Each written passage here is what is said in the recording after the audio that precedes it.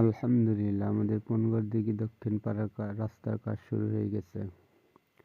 ওই যে এখন বালু ঢালছে, রোলার করেছে, তারপরে যে বালু খোয়া মিশ করা ঢালতেছে।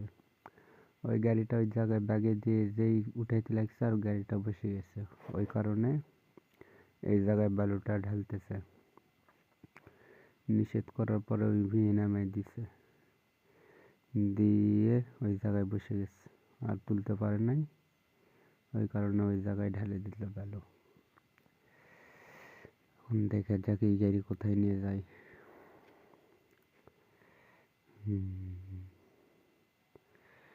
গাড়ি এখন ব্যাগে দিবে,